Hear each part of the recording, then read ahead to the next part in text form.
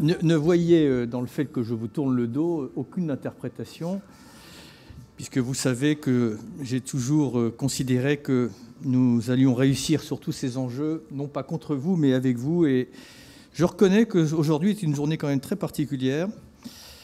D'abord, de voir des acteurs économiques avec des écolos pur jus, prêts à sacrifier les premières minutes d'un match de football important. C'est à ces petits détails-là que l'on mesure. Oui, mais enfin, vous ne savez pas combien de temps va durer mon intervention.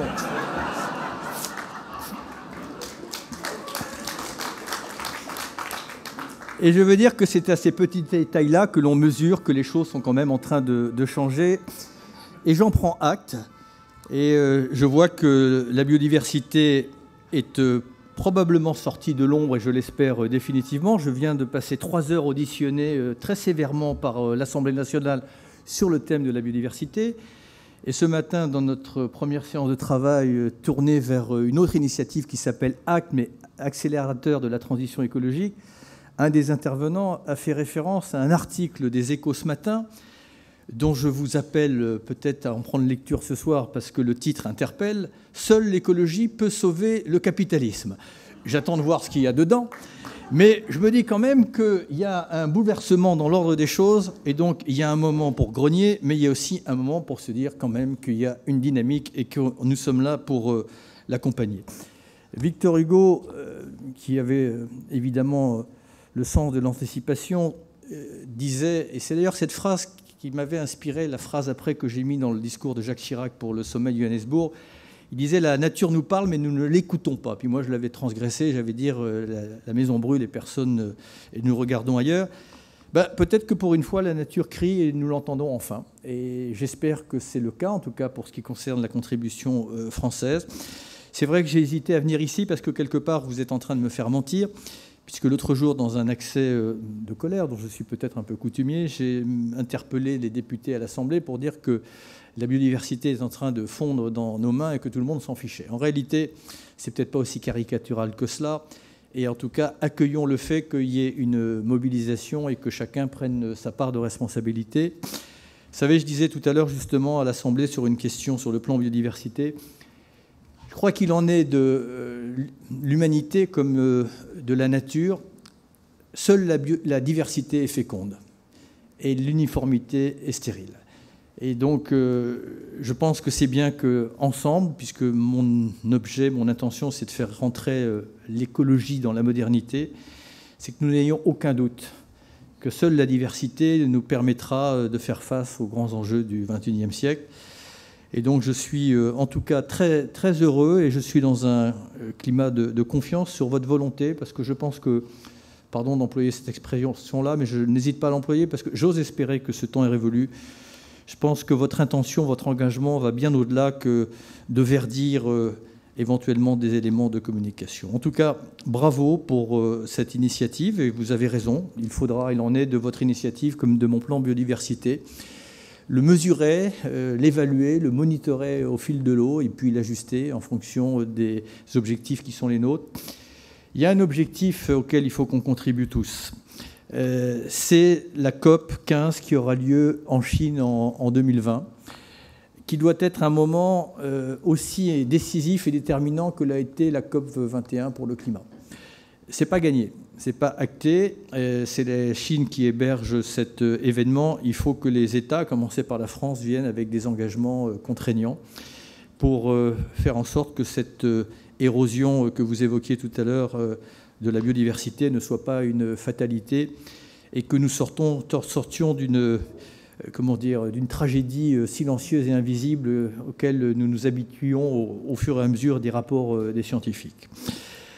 En tout cas, moi, je vous remercie de cette invitation. Je remercie Yann de son accueil et surtout donc de l'intérêt manifeste que vous avez enfin pour cette cause. Quelques jours justement après le lancement du plan biodiversité, vous êtes visiblement les premiers à vous saisir du sujet, à vous engager à nos côtés dans ce combat qui, je viens de le dire, va nous emmener jusqu'en 2020. En 2020, il va y avoir la COP15 en Chine, et puis Marseille va accueillir, et donc la France, un des événements, même l'événement le plus important consacré à la nature, qui est le congrès mondial de l'UICN qui aura lieu à Marseille. Et puis l'année prochaine, en 2019, nous accueillons la séance plénière de l'IPBES. Et puis, comme vous le savez, la France est l'hôte du G7, qui sera hébergé à Biarritz. Et le président français donc, a accepté que la biodiversité soit un thème majeur du G7.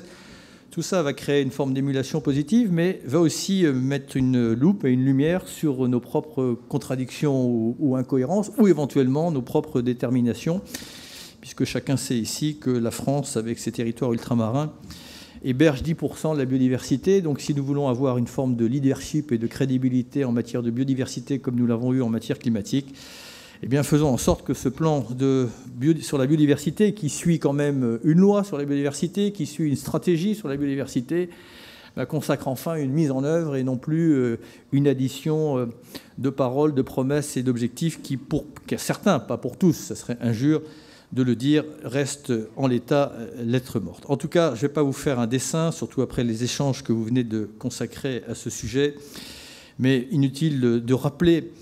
C'est peut-être la vanité de trop des siècles, des décennies qui nous ont précédés, c'est de pouvoir penser que l'homme pouvait s'exonérer du reste du vivant et faire cavalier seul.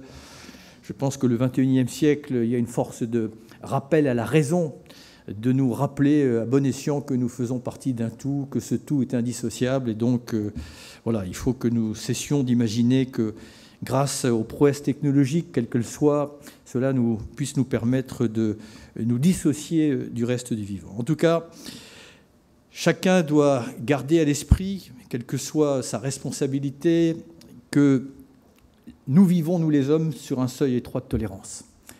Et en fait, que nos conditions d'existence tiennent à des choses excessivement infimes. Je dis souvent d'une manière peut-être un peu réductrice, mais enfin je pense que les scientifiques ne me démentiront pas. Une petite pellicule que nous avons au-dessus de la tête, que l'on appelle l'atmosphère et que nous avons sacrément mise à mal.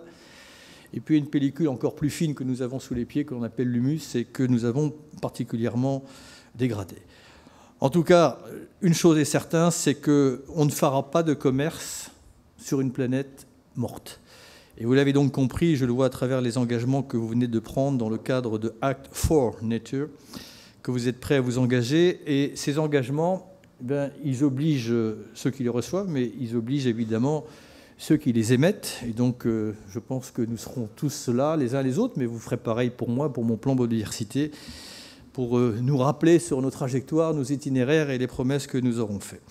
En tout cas, évidemment, et je l'ai toujours dit, y compris quand mon engagement était dans le milieu associatif, si nous n'arrivons pas, et c'est encore mieux si on le fait d'une manière spontanée, volontaire, à travailler de pair avec les acteurs économiques, il n'y a aucune chance que la mutation sociétale que nous avons devant nous ne puisse s'opérer, ou en tout cas ne puisse se faire, comme redisait Victor Hugo, à l'amiable. Voilà. Et donc je souhaiterais évidemment que cette métamorphose se fasse à l'amiable, et je pense que nous en prenons, en tout cas je l'espère, le pas. On a besoin de vous pour accompagner la mise en œuvre de ce plan, et on a besoin de vous, vous l'avez évoqué, Monsieur Sénard, pour inscrire la biodiversité au cœur de notre logiciel économique. Alors une fois qu'on a dit ça, la question qui suit, c'est comment faire ? Comment réussir à mettre en œuvre cette politique intégrale en faveur de la biodiversité ? Alors, il y a des choses qui apparaissent d'évidence, d'abord en développant, mais il faut le faire d'une manière peut-être plus rigoureuse, des outils d'analyse économique qui permettent de rendre visible l'invisible et de mesurer l'empreinte biodiversité de vos entreprises. C'est déjà pas facile pour le carbone. Ça risque d'être largement plus délicat pour la biodiversité, mais ce n'est pas parce que c'est une tâche dure et ardue qu'il va falloir y renoncer. Au contraire, il va falloir que dans l'année qui vient, nous essayions d'avancer là-dessus.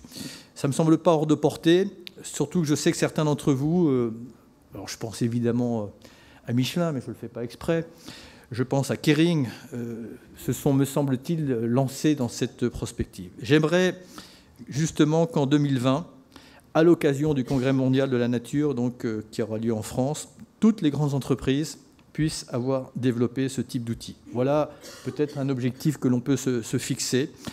La France compte parmi les pionniers dans l'exercice du bilan carbone. Fixons-nous le le même objectif et la même ambition. Ensuite, on doit agir ensemble pour changer évidemment de paradigme dans l'aménagement du territoire, pour lutter contre ce fléau, pas évident d'ailleurs à réaliser, qui est l'artificialisation des sols. Il y a une gourmandise parfois excessive, parfois compréhensible, parfois nécessaire, mais il va falloir quand même que l'on trie dans tout cela. Je n'ai pas vu, d'ailleurs, dans le cadre de vos travaux, sur ce point, mais justement, ça reste à faire, beaucoup d'engagement sur ce point, et il est pourtant central. On ne gagnera aucun des enjeux du XXIe siècle, que ce soit l'enjeu climatique, l'enjeu de la mutation de notre mode agricole et alimentaire, l'enjeu de l'érosion de la biodiversité, si on laisse disparaître, comme vous le savez, l'équivalent à peu près d'un département français tous les 10 ans, céder à toute forme d'artificialisation. Voilà. C'est pourquoi je souhaite organiser, si vous l'acceptez, en partenariat avec vous, les acteurs économiques, et les autres acteurs, évidemment, un dialogue tous ceux qui ont un rôle dans l'aménagement du territoire, sur comment on peut, et pour permettre aussi de poser une date sur cet objectif de zéro artificialisation neutre. J'aurais pu le mettre au doigt mouillé dans le plan biodiversité. Je pense que les acteurs que vous êtes et les observateurs que vous êtes savent qu'il est un peu délicat en l'état, avant d'observer les dynamiques territoire par territoire, de se fixer une date précise. On va pouvoir se fixer, je l'espère, dans un an, plus qu'un horizon. Mais pour ça, il faut regarder les instruments qui vont nous permettre de lutter efficacement contre l'artificialisation. On peut rentrer dans des démarches volontaires, mais après, on peut aussi rentrer dans des démarches réglementaires. En tout cas, on doit accompagner ce grand mouvement de la société pour construire une ville plus verte, où la nature revient, mais aussi arrêter de vouloir développer dans chaque périphérie des villes des espaces commerciaux.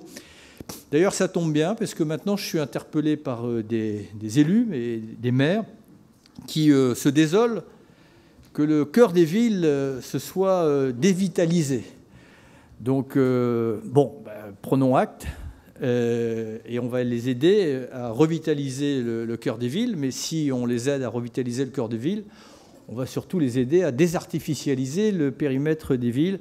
Et d'ailleurs, dans le plan biodiversité, nous allons lancer des expérimentations pour apprendre à désartificialiser, puisqu'il va bien falloir rentrer également dans cette dynamique. Donc on doit reconquérir les centres-villes, apprendre à désartificialiser certains territoires conquis par l'urbanisme. Et c'est bien pour ça qu'on a besoin de nouveaux modèles économiques. On me dit que la France vient de marquer un but, mais j'espère que vous ne me croyez pas. C'était pour détendre un tout petit peu. Voilà, j'ai entendu en tout cas parler de quelques initiatives intéressantes sur les infrastructures vertes, notamment par RTE par exemple, ou chez ICAD avec la notion d'impact positif sur la biodiversité. L'impact positif, la compensation positive, voilà aussi un changement de vocabulaire dont on doit s'emparer. Je pense que cette période que nous avons connue de vouloir compenser, plus ou moins bien d'ailleurs, et j'ai été beaucoup interpellé à l'Assemblée nationale tout à l'heure sur ce principe de compensation qui mérite d'être là aussi évalué. Mais je pense que par quoi on peut faire mieux, même plus. Ce n'est pas forcément économiquement toujours insupportable. En tout cas, votre ambition, à vous les acteurs économiques, c'est de montrer que c'est possible. Et ma mission, moi, c'est de rendre possible partout pour généraliser ces pratiques de réparation de la nature. Il faut rentrer dans une démarche de résilience. Le travail sur la chaîne de valeur et la manière dont nous faisons évoluer l'ensemble des processus industriels pour mieux intégrer les enjeux de biodiversité, ce travail est évidemment fondamental. Je pense en particulier à ce que vous pouvez faire les uns et les autres pour nous accompagner dans un objectif qui est incontournable, de zéro plastique rejeté en mer d'ici 2025. Il faut vraiment maintenant déclarer la guerre à cela. On connaît les impacts évidemment en termes de biodiversité, mais pas simplement en termes de biodiversité.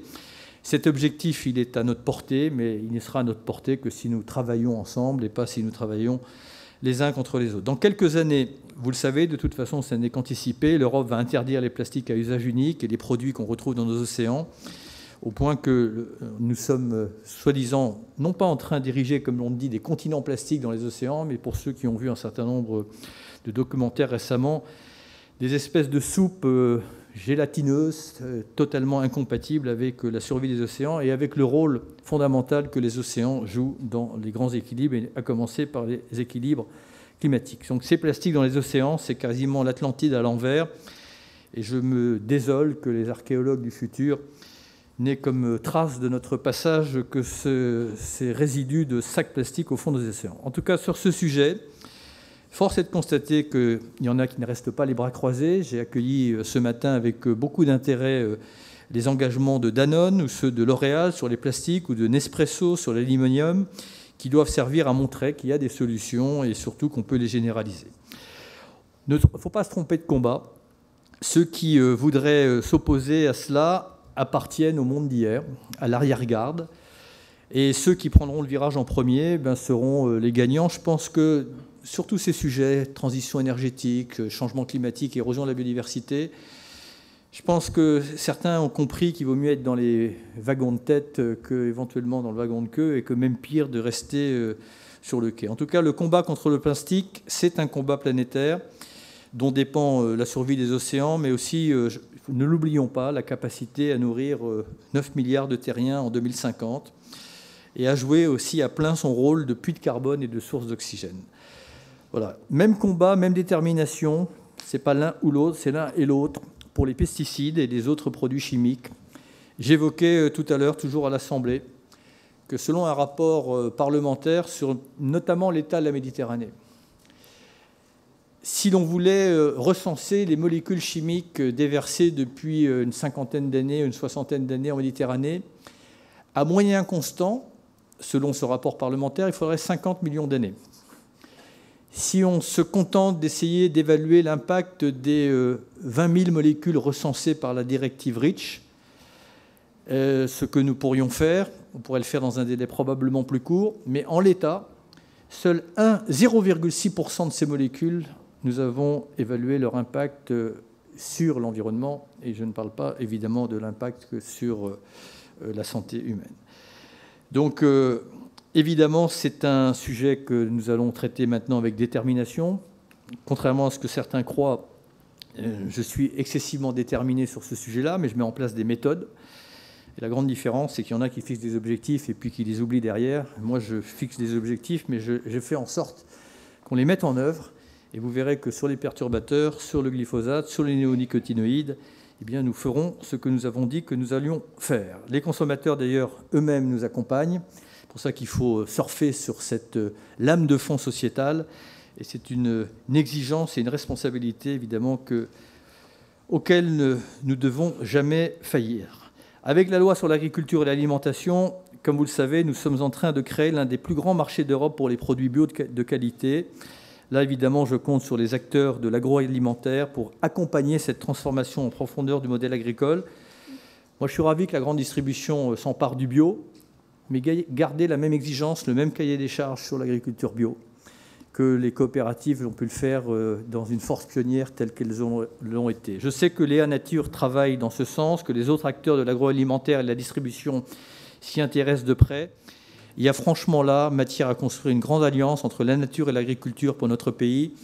Je pense que le temps n'a jamais été aussi propice pour que l'agriculture soit la solution sur les enjeux climatiques et biodiversité et ne soit plus le problème. Encore faut-il qu'on crée la cohérence, encore faut-il, comme je viens de l'initier dans le plan biodiversité, que nous rémunérions les agriculteurs pour restaurer la biodiversité. Encore faut-il que nous rémunérions les agriculteurs pour participer à la lutte contre les changements climatiques avec d'autres pratiques dans les modes d'élevage. Encore faut-il que l'on diversifie leurs revenus pour qu'ils soient des acteurs de la transition énergétique. Voilà, mesdames, messieurs les chefs d'entreprise, je me sens un peu moins seul aujourd'hui. D'ailleurs, c'est amusant, il y a des lapsus qui sont révélateurs. Je ne doute pas que cela ne sortira pas de cet hémicycle, puisque normalement, nous ne sommes pas censés dire ce qui se passe en Conseil des ministres, mais en passant la parole, le Premier ministre l'autre jour m'a passé la parole au ministre de la Transition écologique et solitaire. Donc, je prends acte, c'est le cas de le dire, que je ne suis donc pas aussi solitaire que certains puissent l'imaginer. Et en tout cas, voilà, votre engagement, oui, il y a des moments, et je reconnais que le Conseil des ministres a quand même été interrompu 5 minutes avant que tout le monde reprenne. Voilà. Et je ne savais pas dans quel sens je devais interpréter les rires et les sourires des uns et des autres. En tout cas, c'est un engagement dans la durée, voilà, mais ça, je pense que vous l'avez compris, au long cours, à l'image des engagements et que j'avais salué à l'époque, parce que je sais exiger, mais je pense savoir saluer de temps en temps, des engagements que vous avez pris, vous, les entreprises, lors de la COP 21. Et ces engagements, vous les prenez devant les Français, vous les prenez pour vos enfants, et vous les prenez simplement pour que l'avenir ne soit pas ce que l'avenir décide, mais soit ce que nous décidions collectivement. Voilà, je souhaite que nous les accompagnions, ces engagements, que vous puissiez pleinement participer à cet agenda de l'action, que je veux organiser un peu comme on l'avait fait dans la perspective de la COP 21, dans la perspective du Congrès mondial de la nature. Voilà, cet agenda, il passe par une réflexion aussi sur les financements pour la biodiversité. Dans le cadre du G7, il va falloir qu'on travaille là-dessus, dont la France assume la présidence l'année prochaine. Et comme pour le climat, le succès des négociations de 2020 dépendra donc de notre capacité à mobiliser toute la société. On a un travail pédagogique à faire tous ensemble, les ONG, les acteurs économiques, les responsables politiques, associatifs, etc. Il faut qu'on mette la biodiversité, enfin qu'on la fasse s'épanouir au-delà du cercle des initiés, ne serait-ce que parce qu'il en est de ce domaine comme d'autres, quels que soient les engagements des acteurs économiques, des responsables politiques, on n'y arrivera pas si les citoyens également ne s'approprient pas et ne s'investissent pas dans ce sujet-là. En tout cas, merci et bravo pour votre engagement.